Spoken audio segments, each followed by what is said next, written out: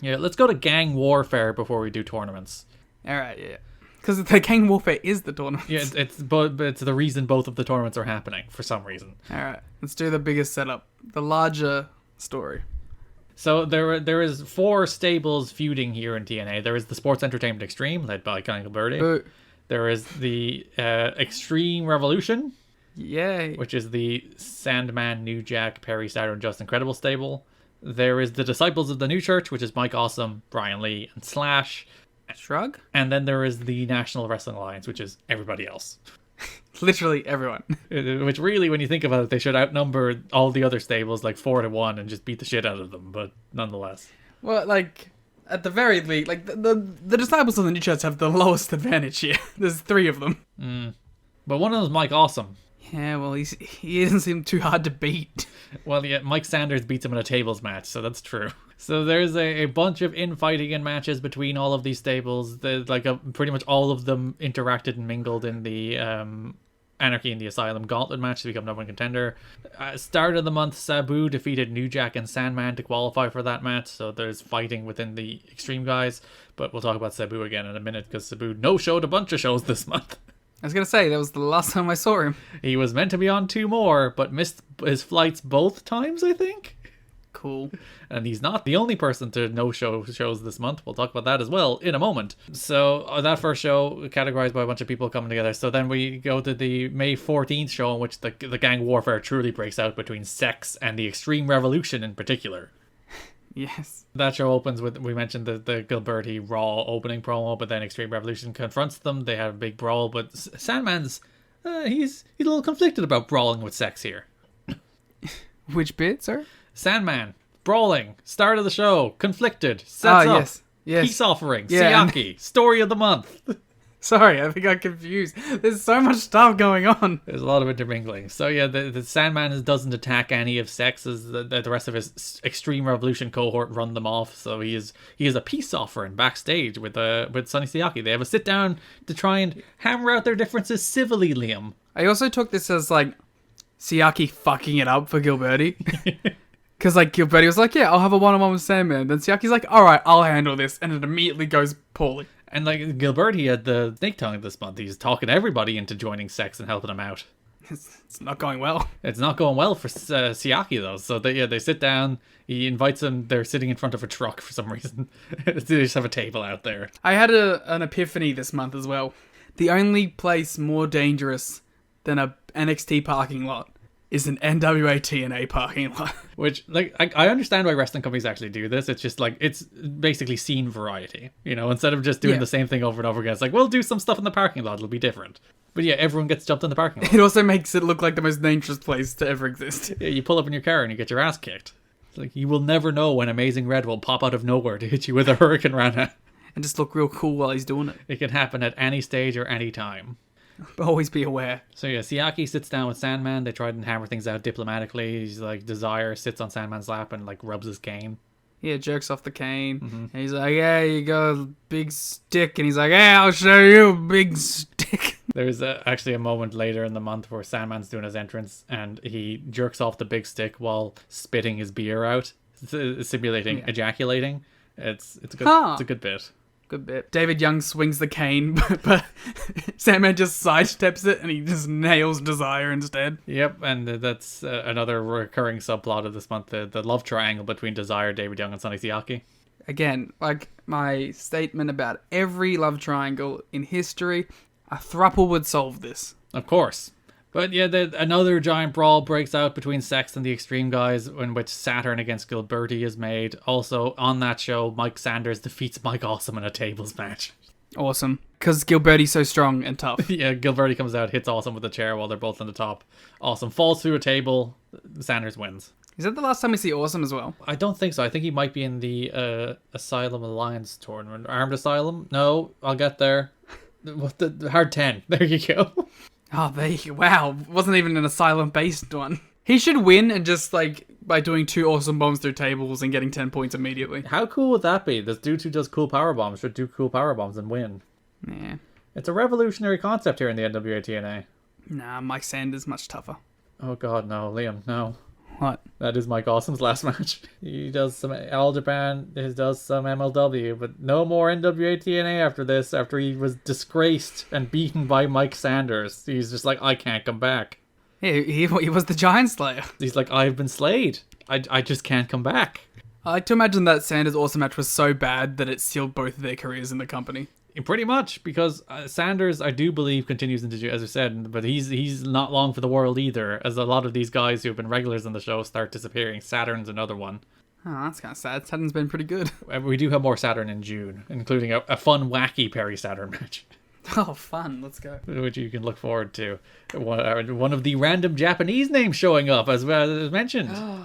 Who will it be? I hope it's Josh Barnett. Yeah, of course. I don't even remember where we were.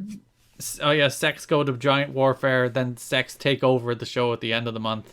Yeah, they beat everyone up. To be fair, it's a good, takeover brawl. It's much better than the last one where they wore all, the military attire and tried to take over. Saban joined Sex. Everyone's joining Sex. Big fans of Sex here. I like that you can tell when Saban's evil because he has his hair in a bun. As opposed to the long straight hair. Yeah. It's nice that he has that deep lore. That's his Malachi Black lore. I'm both upset and pleased that we refer to all wrestling character development as lore. Yeah.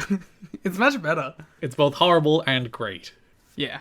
It's because all wrestling fans are gigantic nerds. And we just the deep story. And we want to convince ourselves that wrestling is somehow high art instead of just nonsense.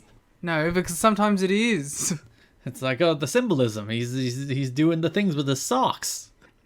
You know what it is? It's we had 4 years of New Japan actually doing 3-4 year long stories, and we're like, wow, wrestling can actually do it. And then everyone stopped, and we're like, no, but it can do it still, we swear. The socks! His socks are different colors! That's the equivalent of we're so desperate for it now. We're like, look, the lights in the promo are different. It means something because we saw Kenny and Kota exchange a look before a loss in an IWGP title match. And we're like, it's the same thing. It's all stories. It's all storytelling. I miss 4 year long stories. As AEW just paid off a 2 year long story. And as we just tease what is a 4 year long story based around the TNA mascot. Of course. I think it needs to be more than a backstage note and then the thing happening to be storytelling. No, that's storytelling. They teased it. They thought about it. It's right here. No, they're not doing the storytelling. We're doing the storytelling. There you go. This is the narratives. We're the true storytellers here in pro wrestling. Wow. Also, given how often they do worked shoots in this company and how often they work wrestling news beats into the actual show itself. Yeah, when they do their TNA talk show, I hope they talk about the mascot. Oh, there was a report in the PW Torch last week about a mascot. That's wrong.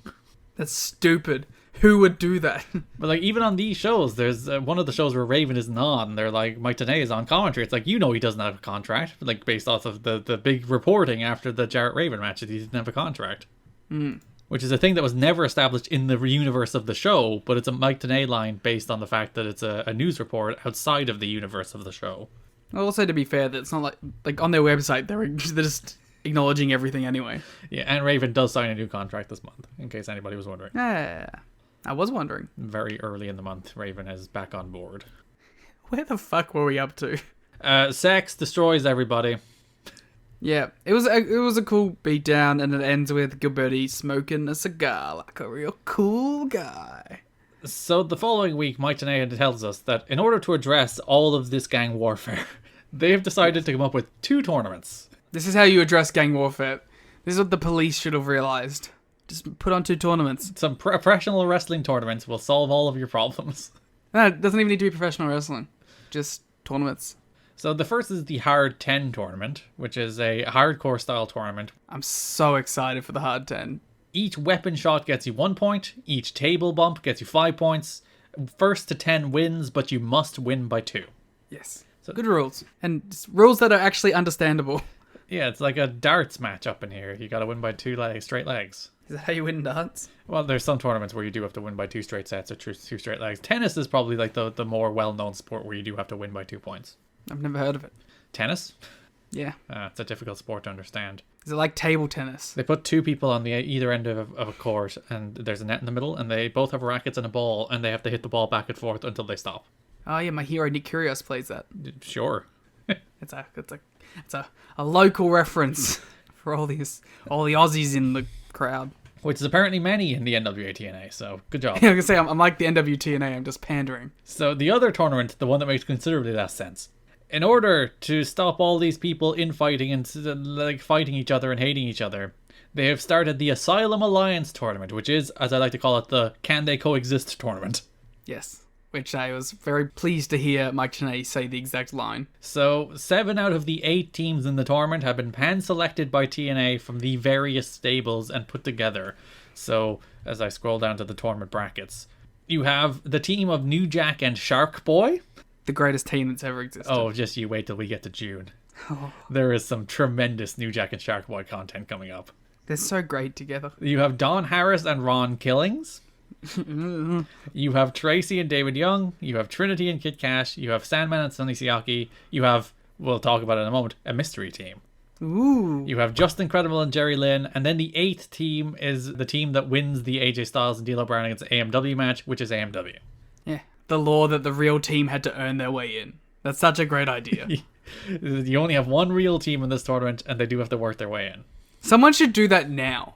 It's like a bunch of rando teams and then like one opportunity for a real team to get in because they'll obviously have the advantage over all the rando teams. Yeah, so this is TNA's big plan to try and get everyone to work together. It's like, why can't we all just get along? Why can't we? There's more that unites us than divides us. We just be pals. Yeah, do you want titles? So like the entirety of the May 21st show is basically like a can they get along show. It's kind of great. The gang warfare erupts. So you also, separate from the tournament, get what was meant to be a 6-man tag team match, but it actually ended up being a 3-on-2 handicap match, which was Amazing Red, Just Incredible, and Slash against the Triple X team of Christopher Daniels and Nate Skipper. And for me, what was easily the best match of the month. I thought this banged.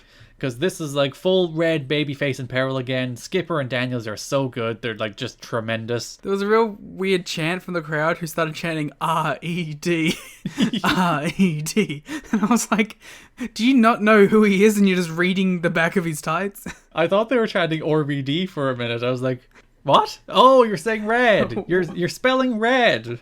It's so stupid. But yeah, they're super on board with Red, and like when he made the hot tag to Slash, they were like chanting evil, and everyone was so into it. Yeah, this match with Triple X, they're the best team, like the best thing going on any of these shows. They're really good. I love them. I love them so. I love everything about them. I love their like snide characters. I love their stupid funky music. I love like every time that they come out, they have the best match on the show.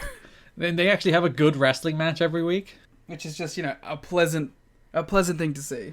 as opposed to most of these people doing like shitty walking brawls. Really shitty walking brawls. Yeah, really good match. Really good match. It's shockingly good. And my favorite note was, like, it was meant to be a 6-man tag with Loki, but Loki dislocated his shoulder in a show in the UK. But Mike Tenay is, like, gloating. You're like, idiot. So you get what you deserve, Triple X. This guy dislocated his shoulder. You deserve to have a 3-on-2 disadvantage. What a mean guy. And listen, when we get to the tag team stuff, we'll talk about how Daniels has a man disadvantage for a lot of this month. So it's really unfair. Well, especially with the first week as well. It's just poor Daniels. Everyone's ganging up on Christopher Daniels. Which is, to be fair, I guess is the the story. It's the irony of Triple X finally getting their own medicine. So we get all 4 Asylum Alliance first round matches this month. You get New Jack and Shark Boy against Don Harris and Truth. Don Harris and Truth immediately implode. I love that this whole tournament based around bringing people together doesn't work at all. Nope. Very first match in the tournament. The two teams do not get along. In fact, they attack their teammate backstage. So yeah, the Harris Bros attack Killings, but then Killings still makes his own comeback and wins. So Killings beats Shark Boy and New Jack. Yeah. Which is very upsetting because we get some very good Shark Boy and New Jack content this month, frankly.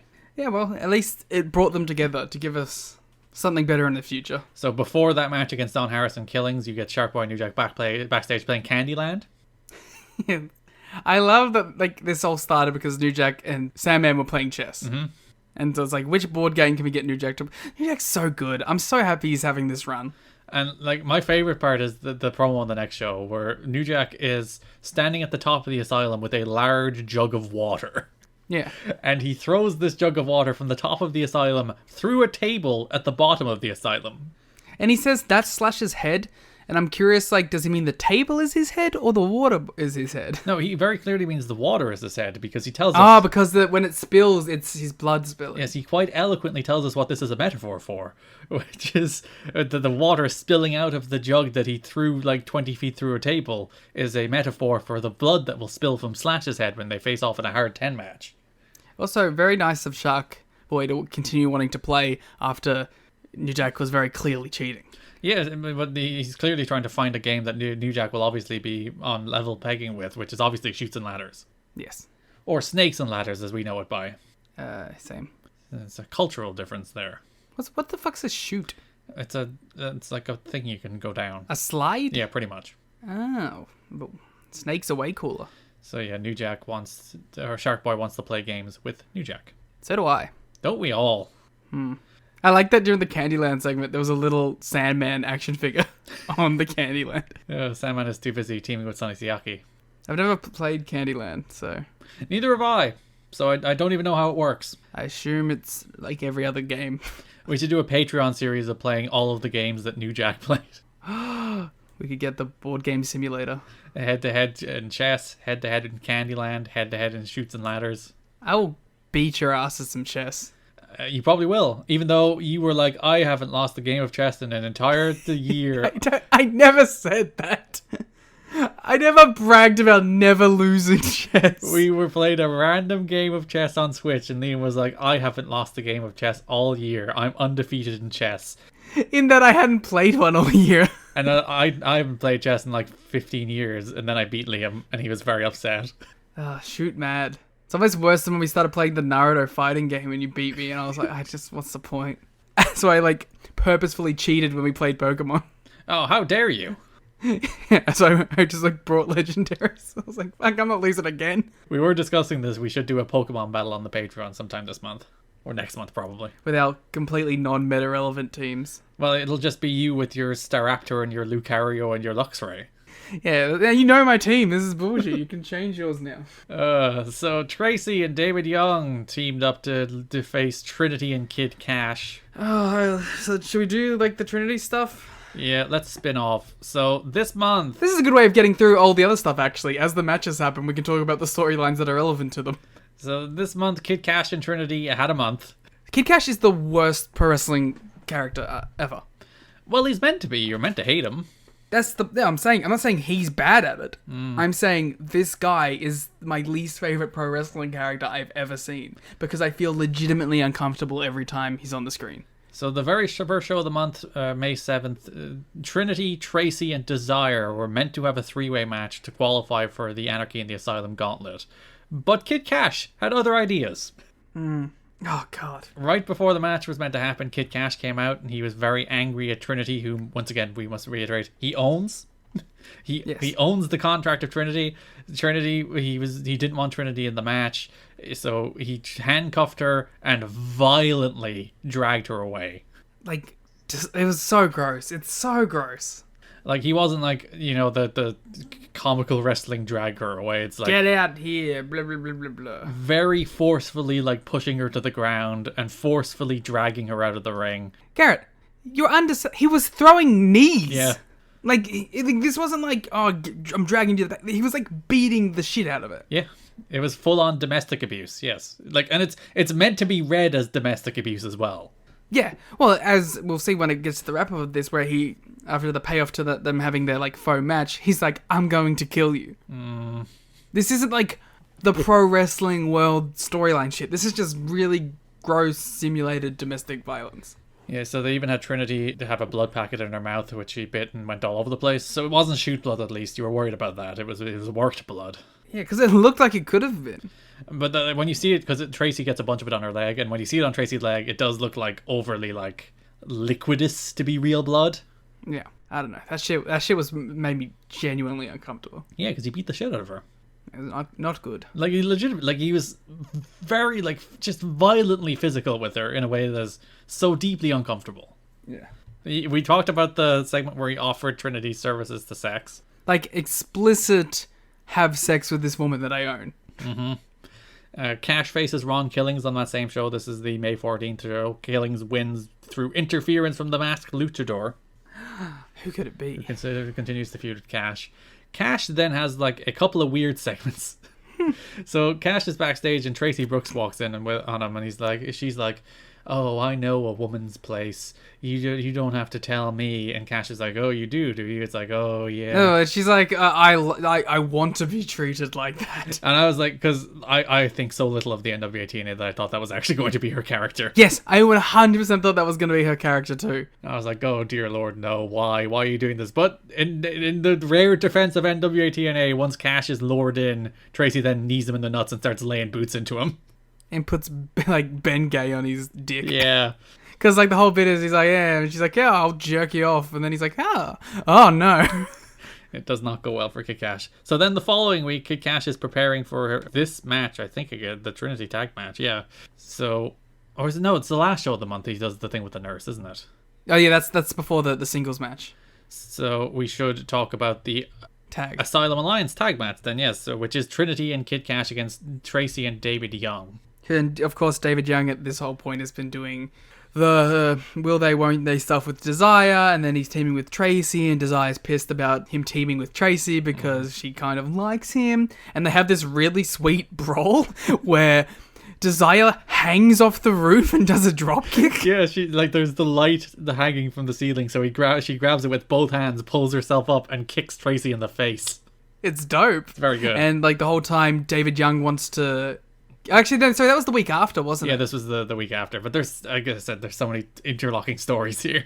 Yeah, okay, well, they have the match, all right? And then the week after, yeah, they have this segment where, because Tracy wanted to come to the backstage to talk to David Young because they won their match and they wanted to strategize. And so, yep, they go in, they beat up, they go to the ring, they start brawling in the ring. David Young comes out and eventually spine busters his tag team partner, Tracy, for his woman, Desire. So worth saying that the Young and Tracy match against Cash and Trinity, Young and Tracy win after the masked luchador appears on the screen to distract Kid Cash, allowing Young and Tracy to pick up the victory. With their cool distorted voice. Ah, yes. Definitely a live thing that wasn't at all meant to throw you off thinking that the masked luchador is Trinity, because Trinity, of course, is still in the ring. Yeah, it couldn't be. So then, last show of the month, we have the segment backstage where a nurse walks in while Kid Cash is preparing for his match against the masked luchador. A, like, over-the-top, like, slutty Halloween nurse. And she's like, we need your checkup before the match, Kid Cash. It's a new NWA-TNA thing. There's actually a segment this month where you can see backstage on the wall during a Glingle Birdie promo, there's like a note being like the do's and don'ts. One of them is like, do not go near the announce table. I tried to get people on Twitter to translate it for me, but it's quite difficult. It's blurry. I only deciphered the word wrestlers, so... It is about them, we have worked out. If we ever get 1080p versions of these shows, we'll be able to actually read it. It's like Grand Theft Auto Remastered. You can finally read what all the text is meant to say in the game. With many typos. But yes, this nurse is like, oh, we need to do a checkup here, Kid Cash, before our match. And Kid Cash is like, Trinity sent you here, didn't she? Yeah, he's like, I'm not falling for this shit. And then she's like, yes, but he gets kneed in the balls again and hit with a clipboard. Yeah, is this like anyone of note? Simply Luscious in Ring of Honor, does that ring a bell? Ah, Simply Luscious. She went by Veronica here. She was Beau of Steve Corino. There you go. So yeah, she knees Cash in the balls, and then Cash comes out to face the masked luchador. Former member of fucking Daniel's group. The Ministry. Yeah, sure. You're the Ring of Honor guy. Why are you saying sure? Yeah, sure. And then like either on screen or off screen, like girlfriend of Punk for a bit, and then like Punk gets beat up. It's a whole thing. Cool. Every woman that was in Ring of Honor was just dating someone and then getting beaten up to further a storyline. Which is not entirely dissimilar from the NWA-TNA. Yes, not wrong. So Kid Cash comes out nursing his balls as he faces the masked luchador, who is revealed to be... It's Trinity, Liam. What the fuck? Even though it was very clearly not Trinity at the beginning. Yes. They have a frankly horrendous match. Why did Trinity fuck over Jerry Lynn? And Amazing Red. Yeah, what the fuck, Trinity? Like, she helped Red win the belt from Cash, but then beat up Red. Yeah, Trinity, what's going on? And then for some reason helped, as you said, Red beat Jerry Lynn for reasons. I don't know. Who knows? But yeah, this match, really bad. Yeah, awful. Just real disjointed. Trinity looked really bad here. Maybe it was because she was wrestling in a fucking full bodysuit. It's bad. Real bad. Bad. Like, maybe the worst match. It might be. It might be the worst match of TNA. This match is horrendous. Like, everything they did looked bad. It's the worst Trinity ever looked. Trinity tries to do a moonsault. She completely misses. The crowd wanted to get into this, but every time they did a spot, they were like, oh. Yeah, I have never seen a match where they, like, fucked everything up. Like, everything. Yeah. Every single move in this match, they screwed up. Every Rana, every moonsault, everything looked bad. And it's the worst Trinity's looked. It's the worst Kid Cash has looked. And, like, Trinity's look good in these situations. If you remember the triple threat with Trinity, Red, and Cash, that ruled. Yeah. Every time she appeared in the multi-man stuff, she's pretty great. Even in the singles match. Was it Desire or Alexis? She might have wrestled both. It was Alexis. I think it was Alexis, the one I'm referring to. Even in the singles match, like, that shit was great after they had a really wonky tag match. Oh, yeah, and she did that cool kick it. She did the standing shooting star. Yeah. And then she has this match with Cash, which is the blow-off to their big feud. And it stinks. It's horrific. Is it the blow-off? Because Cash wins. He sure does. He wins this match. Even though he was kneading the balls right before the match. You can't do a domestic abuse storyline and then have the guy win. It's like WrestleMania in 2003 all over again, where you do the big racist story and then the racist wins. Thus proving the point. Mm-hmm. So yeah, Cash wins and then is like, I'm going to kill you. Yep. Which is like, oh, great. It's a happy ending we all wanted to this story. It might continue next month. I don't remember. Maybe it does. Awful. The story has been going for like 3 months now, and I do want it to be over. I wanted it to be over from the minute Cash started kneeing her in the head. I wanted it to be over much earlier than that, to be fair, but then we would have never gotten the knee in the head match. Or moment. It's all rough. Alright, so the next match in the Asylum Alliance tournament stems from the main event of which of these shows? The NWA-TNA pay-per-view number 45. 7. 5. Which is the May 14th show, which was headlined... I just guessed to try and give you the answer. Oh, I'm wrong too. It's not. It's 46. It's the May 21st show, which is headlined by a Clockwork Orange House of Fun match between the Siaki and Sandman. This is the stupidest match I've ever seen in my life. Which that match stems, of course, if you remember, we mentioned the peace offering segment that went wrong. So now they're wrestling in the main event. Yeah. So Raven is the special referee. What was it? The purveyor of violence? Something like that. Chairman of violence, man who oversees violence, violent man. The perpetuator of violence or something? Head of violence, violence dude. The violence artist. Violence chief. The violence violinist. Why am I so violent? Oh, fuck. Violence unlimited. Violence by design. Oh, there's so many violences. But yes, Siaki and Sandman have a frankly extremely boring match. It's pretty bad, but like they jump into things, which is neat.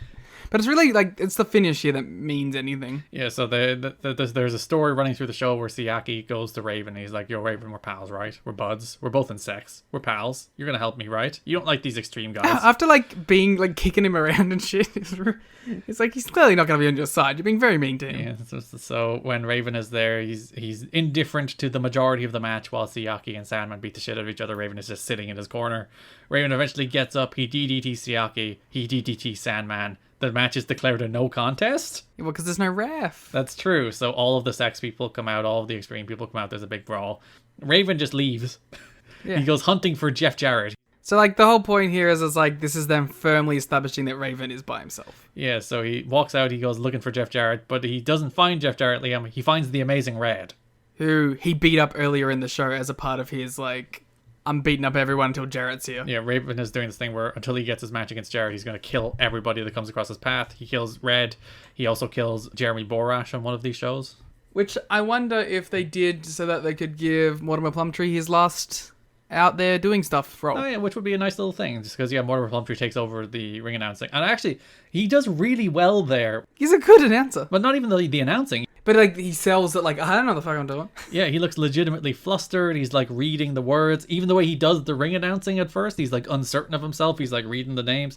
Mortimer Plumtree, really good performance there in a very small little role. Yeah, so to me that seemed like they wanted to give him one more time out there in the limelight. So yeah, Red jumps Raven after he got jumped earlier in the show. Raven is backstage, like wandering around the car park, being like, "Jarrett, where are you?" Jarrett, where are you, Jarrett? And then Red just flies out of nowhere from behind like a building. I was like, who the fuck? You know who I thought it was? I thought it was Alexis. I was like, oh fuck, Glenn really got in their heads. No, it's the Amazing Red dressed in his Rivera Steakhouse jacket and his gigantic jeans. He came straight from Japan. He did. He hit a hurricane around, even though he was beat up earlier in the show, but don't worry about it. But Then he went to Japan and he came back. he hit a hurricane round onto Raven. He started throwing punches. He's beating the hell out of Raven. He brawled all the way back to ringside. He put Raven on a table. He hit a big swanton bomb. Table didn't break. Really cute moment here where he's like, oh fuck, and he goes up to Raven and you can see him go like, should I do it again? And Raven goes, yeah. So he goes up top again, hits another swanton. This time the table does break. And it's Red's like big breakout moment, even though I don't think it really goes anywhere. It seems cool, but it's like Raven just like lost to Jarrett and lost to Glenn Grody. You know who he's beaten. Fun fact, this spot that Red filled there was meant to be filled by Sean Waltman. Ah. Sean Waltman was scheduled to return to the company on May 21st, but no-showed. The plan was for Waltman to make a surprise return by attacking Raven at the end of the show.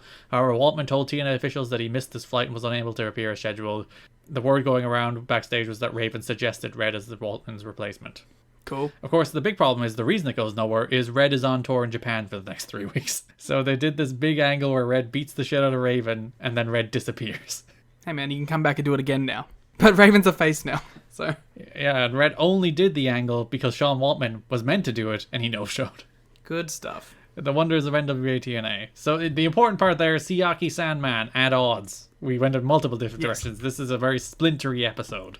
This week is so hard to keep track of. This month. So that leads us to the Asylum Alliance match in which Sandman and Siaki face the mystery team, Liam, which turns out to be the returning BG James. He looks like shit. Teaming with Conan. It's the 3 Live crew. Beware. This mother is a bad jam.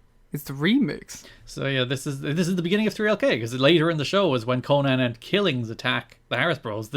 We're seeing the foundations of 3 Live Crew right here, Liam. Well, we'd already seen the foundation because they had already teamed up Conan and Killings. Yeah, but they didn't have the third guy. Yeah, but the third guy's the worst guy.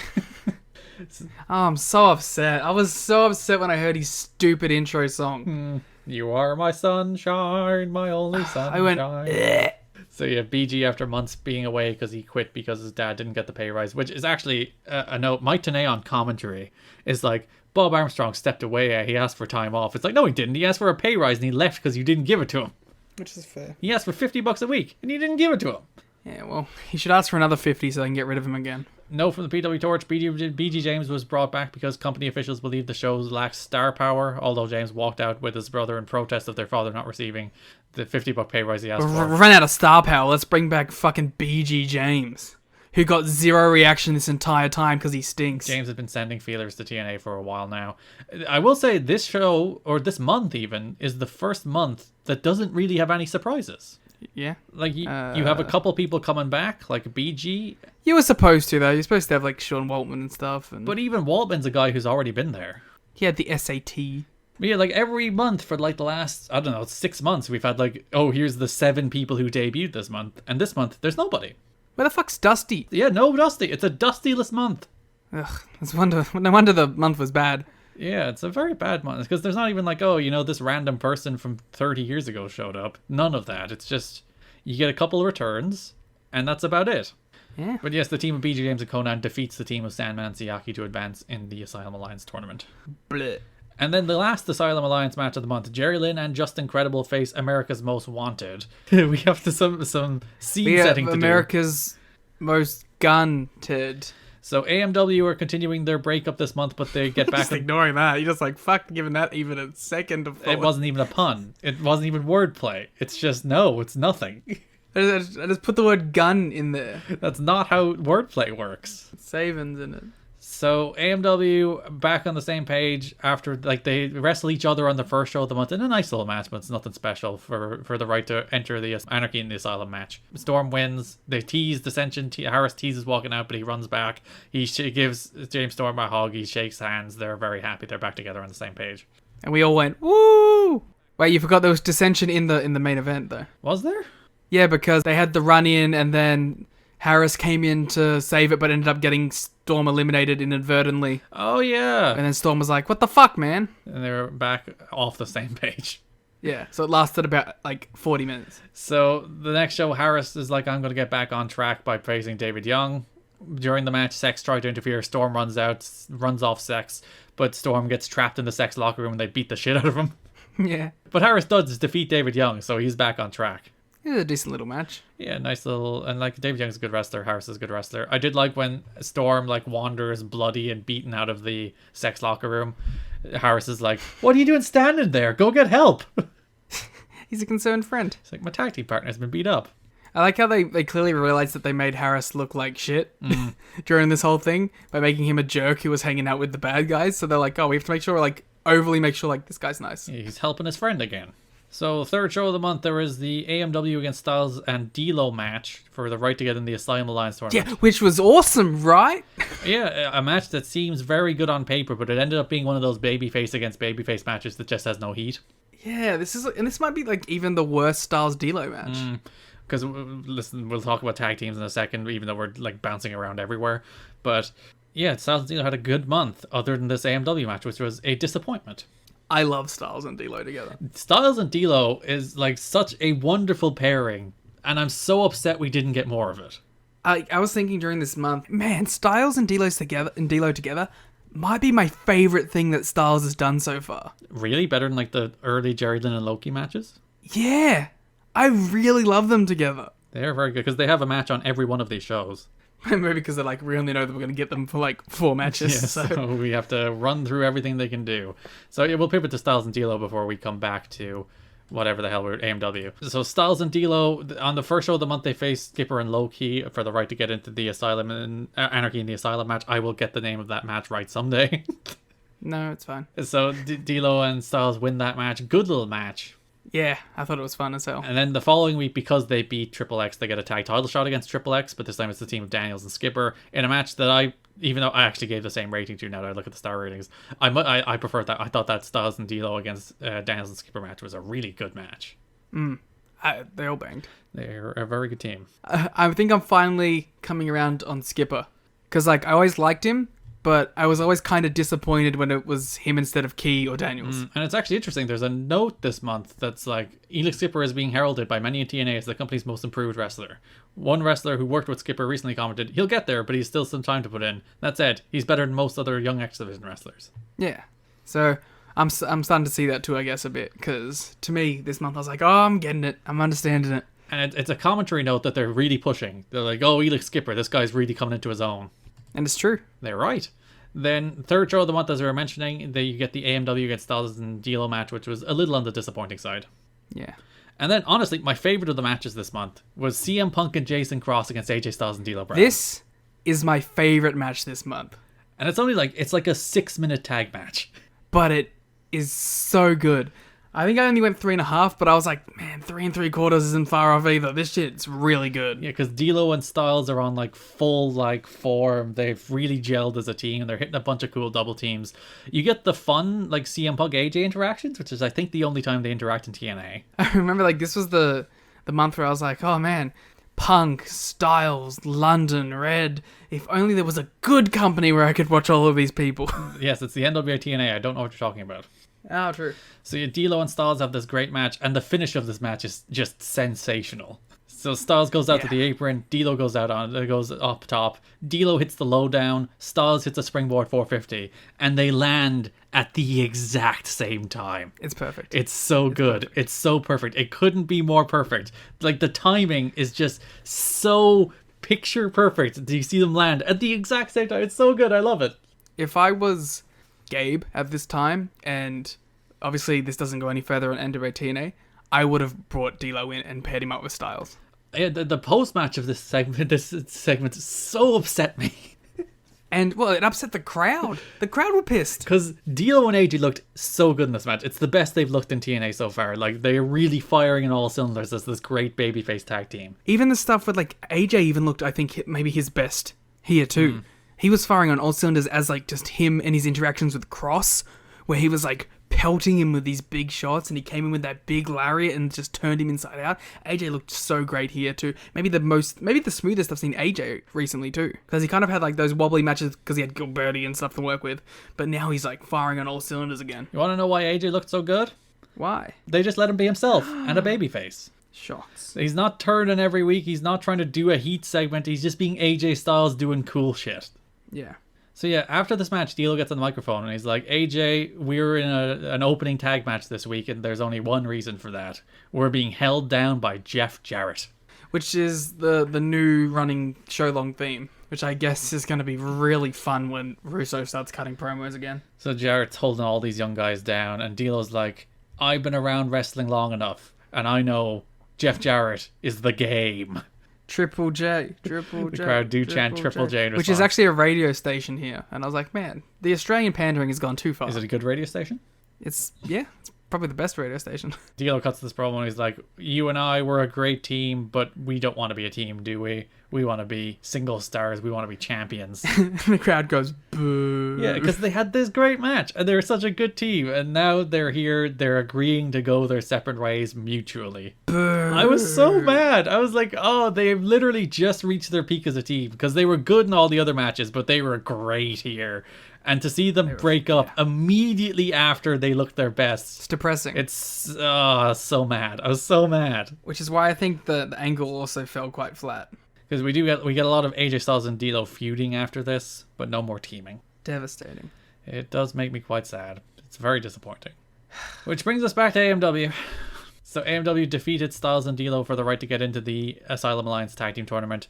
But James Storm is injured, so he won't be on the last show of the month.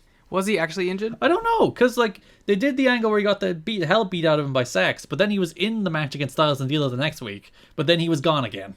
It was very weird. And it was weird also storyline-wise. So Glenn Gilberti demanded to see Chris Harris. Glenn met with Chris Harris and he was like, James Storm's not here, but I got a partner for you. It's Chris Sabin. There's also a fun part of that where it's like, he's like, tells the Harris brothers to go get Chris Harris and they just go drink beer in the parking lot and get beat up. They're like, we can't find him. It's too hard. They don't try. They don't care. So Sabin substitutes for Storm and we get the match of Chris Sabin and Chris Harris against Jerry Lynn and Justin Credible. Wow, the two Genettis teaming up. How dare you? How? I said that just to annoy you. How dare you? Have never said anything that's ever upset me more than that. I think I have to cancel our podcast for that. Just to end the show. Cannot have this Chris Sabin slander. I refuse to accept it. First, you tried to suggest that Chris Sabin was the reason that the fans didn't show up, and now you are suggesting that he is the Jannetty of the Motor City Machine Guns, and I have never been angrier. As you cackle with glee at my pain and my suffering. Your Chris Sabin slander, your Chris Sabin dragging him through the mud. He's the best wrestler of all time, and you're disrespecting him.